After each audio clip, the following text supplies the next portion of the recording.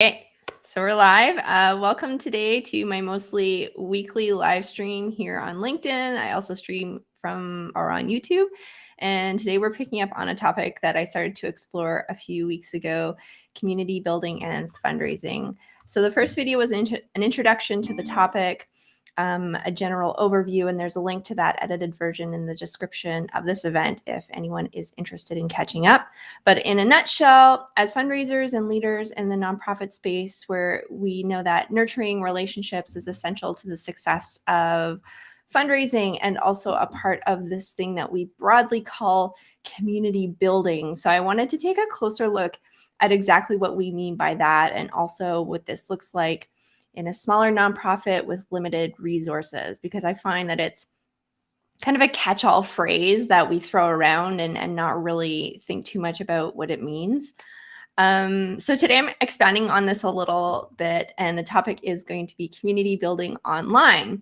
And I have somebody here with me. I have Dave Norris, who is the CEO of Proofpact. And Dave is actually my first guest on my live stream. So yay. And everything is, cross our fingers, working so far with the tech. Oops. So Dave, maybe if you want to introduce yourself before we dive into our chat and what you do and how it relates to community building. Yeah, thanks, Kim. So, and thanks for inviting me to be the first as well. Thanks for the introduction. I am Dave Norris, the founder and CEO of Proofpact, and we help nonprofits collect, social proof and engage their community members in unique and creative ways, and as well as get that, socialize that social proof as well. And that oftentimes looks a lot like stories, but really what I'd say the relatableness to community building is that it brings in your community's voice, and it gives them, you almost become, as the nonprofit, the platform that is essentially where people congregate, and a way to again be inclusive of your community's voice. Mm-hmm. Yeah, I feel like since the beginning of the pandemic, so it's been 3 years and we've kind of got all this technology and tools and everything at our fingertips now. And it really should be something that we're adept at this point. But I still feel like there's a lot of room to grow and a lot to unpack still in terms of, especially for small nonprofits, in terms of adopting this. Do you see that with the nonprofits that you work with, that it's like kind of a newer thing for them? It feels newer, and even the ones who think like, oh, we definitely need something like this, or we need to be doing X, Y, and Z. It still feels like a newer practice, even like you said, post pandemic. I still think it feels new, and that might be partially because there's a ton of new tools out there too, or there's a lot of tools, things outside of tools like Proofpact, but like there's like Discord, Slack, LinkedIn, any social platform, and it's kind of for smaller nonprofits, it can be hard to dial in on where they should be placing emphasis and where their focus should be. I Mm-hmm. know for I'll state this very, not necessarily proudly, but I've taken steps to building communities and trying to bring people together and build those real relationships that have failed too. And um, it's not always a given that you're going to be successful in your attempts, but I think it's, again, just an iterative process to finding where your, first of all, where your audience is, where your community is, and then how you can engage them and really build upon what that is and what that means to your organization. Mm-hmm. Yeah, I mean, like you said, it's hard to find or decide where you want to focus, like you said. And because I think there is a fear of failure out there a little bit, that just prevents organizations from trying sometimes and experimenting a little bit. Yeah. Um, but So usually when I do these lives, I have three sort of big questions that I like to focus on in terms of every topic. And we started on the first one a little bit, but let's go into it a little bit more. Is Sure. why this is important. Well, what is it and why is it important? So when we talk about community building online, and you mentioned Discord and Slack and some of these things, this might be like a really kind of broad question, but like, what is that to you? What is building community online? What does that look like? It what it means and what it looks like, I think, is um, dependent on what the organization is attempting to do, potentially. Mhm. Overall, like you said, it might be a little bit broad, but, like, overall, I think that the idea that when you're building a community, it's that you're creating real relationships. It's that you have a human speaking to another human, and that you're not, again, just from the top down sort of sharing this monologue. You're bringing others into it, allowing them to share their stories, giving them a voice, um, hearing opinions, things of that nature. And I think that that's the beauty of building a community. And online is just, sure, you could have, town halls, or you could have events and things of that nature where the community does typically respond and engage. Online is sort of it's a little bit of a different, um, let's say, platform, I suppose, in that when you are building a community online, you have much more potential to engage more regularly. I think that might also be a fear in terms of time spent Mhm. outside of even focus. But it's the idea that when you do build a community online, that you have easy access into that community. And some of the more popular discords, let's say, or Slack channels, they're relatively active daily, and it's a much more um, individualized experience versus attending something like an event, or um, something like a community event in a city, let's say, somewhere. Mhm. Yeah, that's a good point. Like that it feels more personal, right? When you have somebody responding to your comment or kind of lifting something up online. Um, yeah, I wonder if it's kind of meeting people where they are, like especially sort of the younger demographics that are Mhm. also donors. Like And we're most of the seeing, online donors, right? Like, that's, millennial, Gen Z, yeah. yeah. Yeah, because I mean that's sort of a tenet of fundraising is you need to meet people where they are. And we're seeing this shift, right? So I wonder if that's kind of like part of the urgency behind these strategies a little bit. It absolutely is. I think that, that's the when someone embarks down this, let's say, on this journey of creating a community online, and then, you know, providing the necessary investment and time into actually cultivating it. Mhm. I think that that's exactly it. It's there is a little bit of an urgency, and maybe that's some of the fear too, is that there's not to say everything is a fear, but just giving both sides, that it might not, that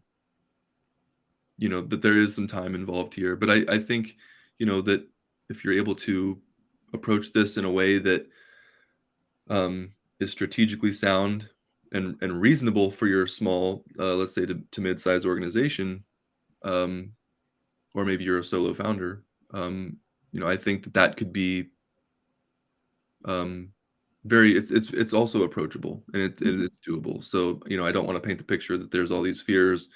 I'm just thinking in my mind, like, why aren't more people doing this? And as someone who provides services to nonprofits, not actually working inside of a nonprofit, I think I know why, and I hear, various reasons, but, you know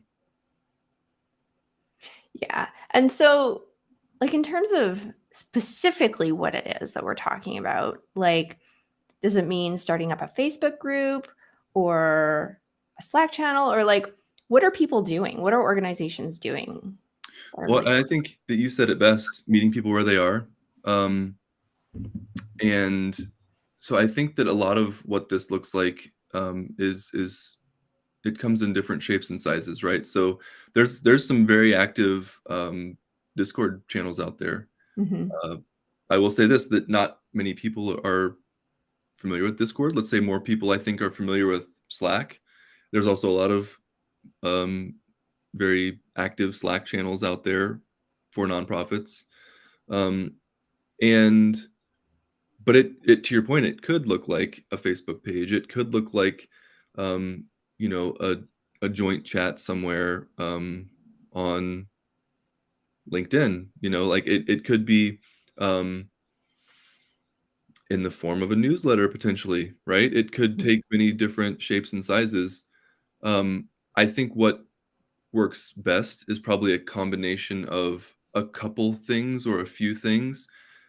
Don't try to hit all the channels, you know, don't try to, you know, if you're not getting much traction on Twitter, or if you're not trying to engage with a certain platform, let's say, don't I would encourage you not, you know, the small organizations not to spend the time that it would take to, you know, create the specific image size that's needed for a certain platform, or manipulate the text to be within a certain number of characters or whatever it might be, just to have something on that platform. If you're not Hmm. going to actually engage within that platform, you know, pick two or three that you're going to stay active with, and that might be, you know, Facebook, Instagram, and, you know, create a Slack channel and start inviting people, right? Like I think that's the and then send an email newsletter, right, to people that have signed up. I think that's the best advice that I could give there. I mean, Hmm. outside of being inclusive of the community's voice, which is, I think, the underlying theme or reason as to why you would do something like this. Open up these channels to bring people together. Yeah, I mean, the advice sounds, it sounds like something that I've heard myself as like somebody who's working for myself, in terms of marketing and things and just being visible and getting out there. But I think there's probably the secret sauce is that engagement piece, right? Like the two-way conversation and not just kind Mhm. of like blah, like putting your word out there and not listening, Right. right? Yeah. Yeah, that you said secret sauce, like that is the secret sauce. Mhm.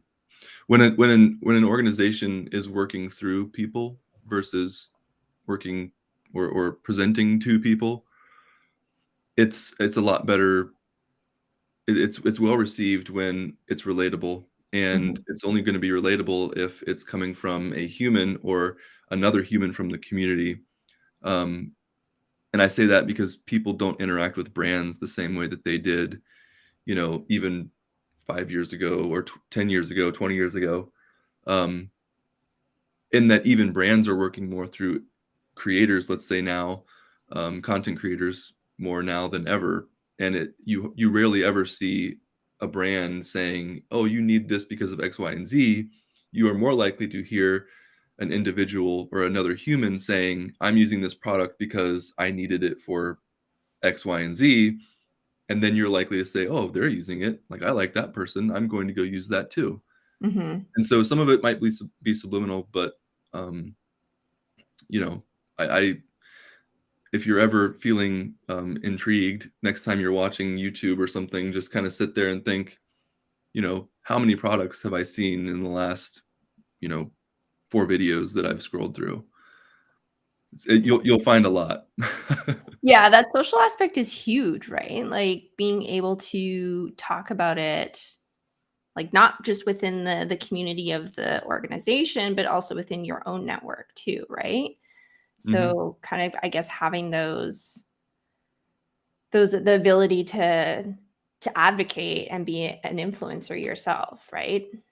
Yeah, and it strengthens the community too. Like you said, internally, that is one of the actions that leads to building a stronger, more tight knit community. That, by the way, as a result, is visible to people on the outside too. So there's an awareness aspect to this as well. Like when things are going well and when you have a community that's active, other people are going to hear of it because it's, you know, word of mouth, right? Things of this Mhm. nature. You know, obviously the social aspects of it, the word spreads, and other people want to get engaged as well because they find that they can relate to, the person that is suggesting that maybe others join. I think that's the beauty of it, is that there is, maybe not at first, and again, there is some work to be done to curate and make sure that this is a stable, foundation for a community.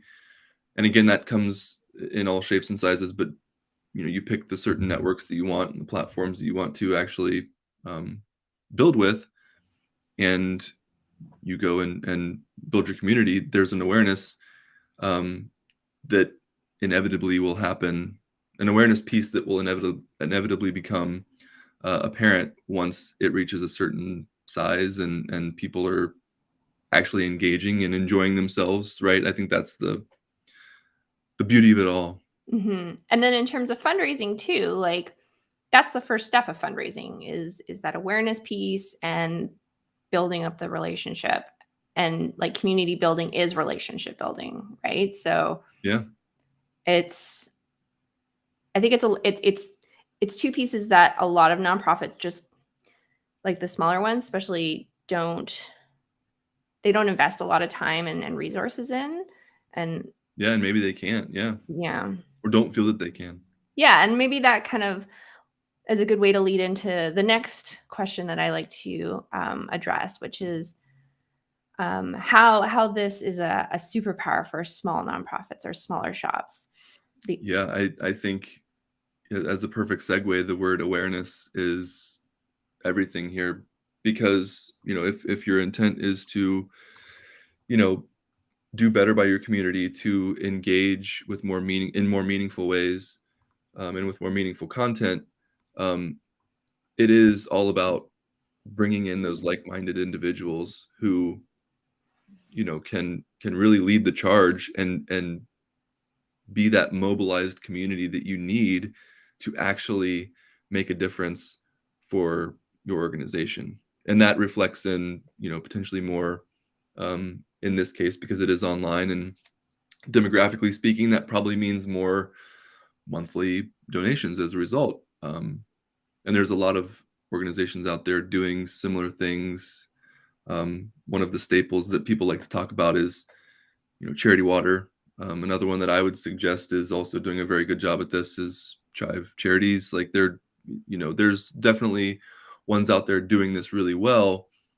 Those are larger organizations, though, of course, that have resources, staff, and things of that nature. But it can be done on a smaller scale, Mm-hmm.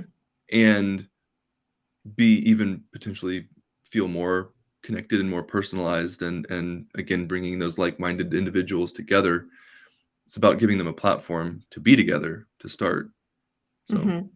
Yeah, I mean, that's what I like to focus on too, is because I know there's a lot of hesitation and anxiety just because when you look at these amazing examples and you think, oh my gosh, like we could never do this. Like we've got one person who's maybe doing fundraising and communications, right? Never mind like a whole team across the world.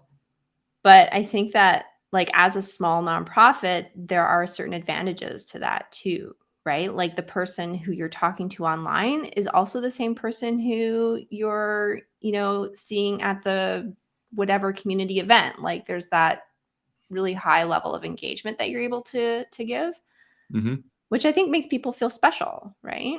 It does. Yeah, Mhm. it's that personalization. I think we're entering a period specifically online where personalization is everything. If it's not personalized, or if my first name in the email has 2 capital letters in it or something odd, um, people are going to get turned off very easily. So it's really important to have something that's personalized, customized.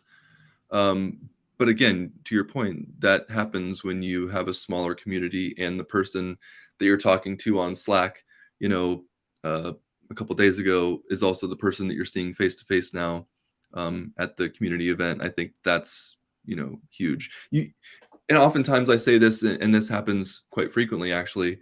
Um, just a couple weeks ago, I met with someone in person who I had only ever met on LinkedIn, and we talk on LinkedIn. We've had direct messages. We've had comments on each other's posts and so on and so forth. You feel like you know this person, right? And maybe you haven't even had a video call with them yet, but you feel like you know this person just because you've been interacting so much. And so that said, things like asks, potentially that was like an in-person event that was a fundraising event. Asks seem much more natural and approachable than if it's a little more cold, right? Hmm. Nobody likes the cold email. Um, certainly nobody likes um, an ask when you don't know who's asking or potentially what's on the other end of this, right? I think everyone has had experiences there, and so yeah, I think it's definitely a critical component to any community is being able to say like, oh, this person, I know this person, right? Yeah. I mean, I think people are just really starting to realize the power of that. And I can't remember the term for it. Where you feel like you have a relationship with someone, but you've never actually met or interacted with them in real life. Yeah, it's a little bit. I don't know the exact term either, but it's like a little almost like deja vu sometimes, where Yeah. you're sitting there with this person and you feel like you've had these experiences before, but maybe it's only ever been online. Yeah. And there's still people like you and I have never met in person before, but we've interacted direct messages on LinkedIn, chatted before in video calls. And you truly feel like you get to know someone, but you've never met in person. It's all been virtual. Hmm. Maybe I'm Yeah. making a strong case for the metaverse. The metaverse is also another platform that could be used to bring um, maybe, let's say, younger generations into the fold, Hmm. to where the integrated solutions, as far as I'm fairly certain that there's at least a few platforms out there that have um, fundraising tools for things like the metaverse and Web3 and so on and so forth. So, if that's your demographic, go for it. Yeah. Oh, wow. I have not even begun to dip my toes in that. Yeah, it would take some time to unpack all that, but Yeah. that's a reality, and so is augmented reality as well. They're both very real. They're just different mechanisms. Hmm. Okay. So, yeah, I really think that building community piece, this intentional building community piece is definitely like something that smaller shops can do effectively. And it sounds like the benefits can be huge if it's something that you do focus on. I think a lot of people, one of the biggest barriers for any strategy that's fundraising or community building or whatever it is for small nonprofits is that time piece. So I wonder, I have some thoughts on this, but I wonder if you have any suggestions on how to be intentional about it and build it into your schedule if you're just one person or two people. Yeah. You said this earlier too, like you've been told certain things, and as a founder who's, solopreneur, if you will, um, you have to approach things very strategically. Your time is important. You can't spend a ton of time doing any one particular thing because you have so many things to do. Same rules apply for, let's say a solo founder at a nonprofit. I, I would suggest that you spend some time listening. And what I mean by that is, don't just dump all your attention into the buckets of Discord and Slack. And that this is where I've seen failures myself before. I've spent too much time and placed too much emphasis on one thing where, people don't necessarily want to be there, or maybe they're just not there that much. And, um, as a result, you don't see the engagement. And so spend some time listening. I wouldn't suggest sending surveys for this sort of thing, but individually talk to people that are close to your cause and are already in your community and find out what they would appreciate.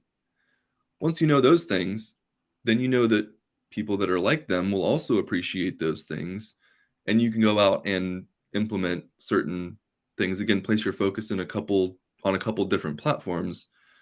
And I think that's, again, because you've taken the time to listen to someone on an individual basis, they've given you their feedback. You're now implementing that. They feel good because they've been a part of this decision-making process. You're data informed, right? And now you're going forth and making it happen. Mhm. What are your thoughts there, Kim? Yeah, I always like to build on what teams are already doing. So looking at what you're already doing really well and what you've already put into your schedule. And so kind of piggybacking on that. So a lot of nonprofits have a newsletter, but they maybe don't have like an engagement piece to that communications. So I think it's just a matter of like tweaking some things a little bit, right? So Mm-hmm. that you're kind of like knocking it all out with one thing. That's what I like to do as well Yeah, myself. that iterative process really does work, and it gets you incrementally closer toward or to to the final objective that is ultimately a community building practice that works for your organization or an Mhm. organization. Okay. Cool. So we got through our three big questions. Is there anything else you want to mention before we wrap this up? What's been top of mind for me lately is AI, and I have a second business that works with AI and providing AI Mm. to nonprofits for various reasons, ethically, and with the idea that um, governance is important as well. But I'll just say, don't be scared of that as you approach the community building aspects. Not to say that there should be at all any circumstance where you replace a human to human interaction with an AI to human interaction necessarily, Mm. but don't be too scared of it because there are ways to ensure that. I mean, things like Otter, right? Like that builds a better system for you because now you're taking notes with a Zoom call or from a Zoom Mhm. call, and so you can actually be better at follow up potentially or things of that nature. So don't discount it because um, it can be scary for various reasons, but explore that as well. Don't Mhm. ignore it, I guess is what the best advice that I can give. Yeah, I feel like that's sort of like the theme this week across a lot of the news sources that I engage with is just like don't be worried, be aware, test it Yes. out, but don't kind of like dig your head in a hole and ignore it because that's going to cost you in the end, right? Yeah. Yeah. Yeah. And it can really help large organizations, but it can Mhm. also really help small organizations for different reasons. And there's different use cases. And I think it's again just being aware. You said it best, being aware, but don't ignore it. Mhm. Yeah. Okay, awesome. Well, thanks so much, Dave, for having this conversation with me. And yeah, you're the website for Proofpact I put in the comments. Sweet. And I've also got my newsletter subscription in there if anybody wants to subscribe. But we'll be logging off. Have a good weekend. Thanks. Thanks, Kim. All right. Thanks, everyone.